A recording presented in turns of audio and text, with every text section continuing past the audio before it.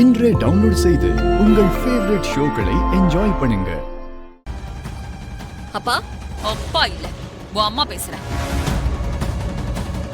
உனக்கு எத்தனை தடவை போன் பண்ற, ஏன் என் போன் எடுக்க மாட்டேங்கிற? மா, போன் எடுக்கலனா முக்கியமான வேலையில இருக்கேன்னு அர்த்தம். அத புரிஞ்சுக்காம சும்மா சும்மா கால் பண்ணிக்கிட்டே இருக்கீங்க. முக்கியமான வேலைங்கிற உன் அப்பா போன்ல இருந்து போன் பண்ணா மட்டும் எடுத்து பேசுற. ஏதாவது முக்கியமான விஷயமா இருந்தாதான் அப்பா எனக்கு போன் பண்ணுவாரு. ஒருவேளை நான் போன் எடுக்கலனா நான் முக்கியமான வேலையா இருப்பேன்னு அப்பாவே புரிஞ்சுப்பாரு. இப்படி திரும்ப திரும்ப போன் பண்ணி டார்ச்சர் பண்ண மாட்டாரு. அப்ப நான் டார்ச்சர் பண்றேனா? இல்ல நான் டார்ச்சர் பண்றேனான்னு கேக்குறேன். என் பாசம் உனக்கு டார்ச்சரா தெரியுதா? இங்க பாரு, அது அப்படியே இருந்துட்டு போகட்டும், பரவாயில்ல. மா, படுத்தாதீங்கம்மா. என்ன விஷயம் உங்களுக்கு சொல்லுங்க. ஏன் போனை எடுக்கிறத விட அப்படி என்னடி உனக்கு முக்கியமான வேலை?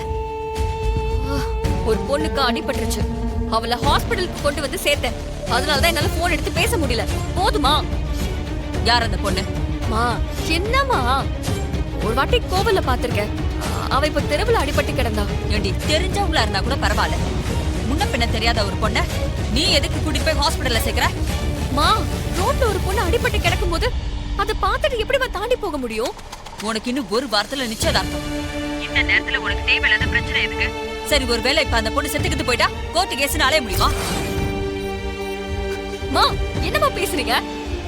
ஒரு பொண்ணுக்கு அடிபட்டுருச்சுன்னு சொல்ற, கொஞ்சம் கூட மனசாட்சி இல்லாம அந்த பொண்ணு செத்து போயிட்டா கோர்ட்டு கேஸ்னு அலைவியான்னு கேக்குறீங்க?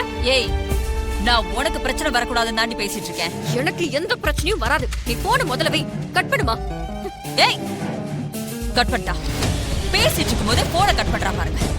நீ இப்படி பேசினா அவ போனை கட் பண்ணாம வேற என்ன பண்ணுவாங்க? பிரபா, நீங்க முதல்ல பேசாதீங்க.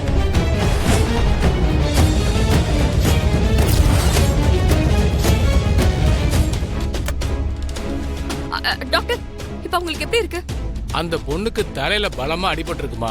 அவளை காப்பாத்தணும்னா உடனே ஆபரேஷன் பண்ணி ஆகணும். ஆபரேஷன் பண்ணணும்னா அவங்க ரிலேஷன்ஸ் யாராவது கையெழுத்து போட்டாகணும். அந்த பொண்ணுக்கு நீங்க என்ன வேணும்? ரிலேஷன் மட்டும்தான் கையெழுத்து போட முடியுமா? ஃப்ரெண்ட்ஸ், தெரிஞ்சவங்க இப்படி யாரும் போடக்கூடாதா?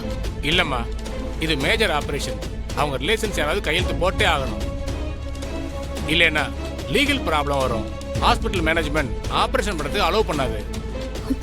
இந்த நேரத்துல இந்த பொண்ணோட ரிலேஷனை நான் எங்க போய் தேடுறது? நான் ரிலேஷன் இல்லைன்னு சொல்லி ஆபரேஷன் பண்ண முடியாதுன்னு சொல்லிட்டா என்ன பண்றது? அம்மா, நீங்க அந்த பொண்ணுக்கு என்னம்மா வேணும்?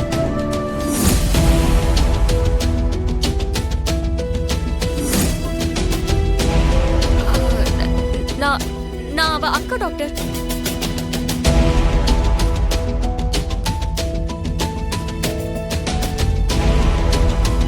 நர்ஸ், இவங்கிட்ட ஃபார்ம்ஸ்ல கையெழுத்துலாம் வாங்கிக்கங்க. நாளை காலையில 10 o'clock ஆபரேஷன். அரேஞ்ச்மெண்ட்ஸ் எல்லாம் பண்ணிருங்க. Okay doctor. ஓகேயா?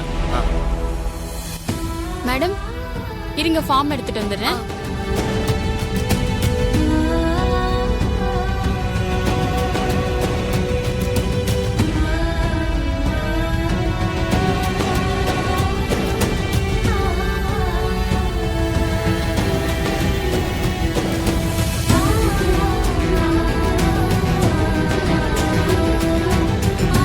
மேடம், மேடம், இதுல ஒரு சைன் பண்ணுங்க.